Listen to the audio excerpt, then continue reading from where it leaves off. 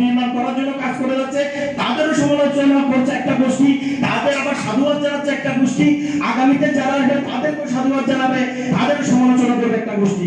কিন্তু এ ধরনের মানবাধিকার উন্নয়ন ফাউন্ডেশনগুলো করা যেগুলো আছে এগুলো সকল স্বার্থের ঊর্ধ্বে কাজ করে, তাদের কোনো স্বার্থ নাই, তারা সবসময় নিজের পকেটের টাকা খরচ করে বাংলাদেশের সাধারণ মানুষ সুখে থাকুক, শান্তিতে থাকুক, ভালোভাবে থাকুক, তাদের অধিকার নিশ্চিত করার জন্য কাজ করে। তাই আমি বলতে চাই, রাজনীতির ঊর্ধ্বে গিয়ে, সকল স্বার্থের ঊর্ধ্বে গিয়ে আমরা ভালোভাবে কাজ করতে চাই। মেহনতি মানুষ যারা মৌলিক অধিকার থেকে বঞ্চিত হচ্ছে সেই মানুষগুলোর পাশে দাঁড়াতে চাই, তাদের হয়ে কাজ করতে চাই।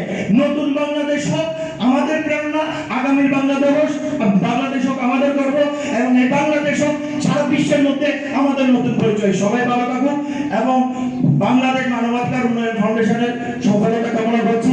যুগ যুগ জিও হোক এই প্রতিষ্ঠানটি, এবং এই প্রতিষ্ঠানটির কর্মদাকে আমি আমার আন্তরিকতা থেকে অন্তরস্থল থেকে অনেক অনেক ভালোবাসা এবং শ্রদ্ধা জানাই।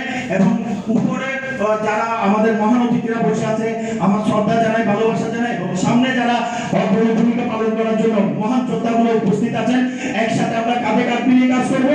শত বছর, শত যুগ, শত শত বছর আমরা সারা বিশ্বের মধ্যে আমাদের বাংলাদেশ মানবাধিকার উন্নয়ন ফাউন্ডেশনের জন্য হয়ে কাজ করবো। ধন্যবাদ সবাইকে, সবাই সুখী সমৃদ্ধশালী এবং নতুন বাংলাদেশ কামনা করছে, এবং সবাই ভালো থাকবেন ইনশাআল্লাহ। ধন্যবাদ সবাইকে।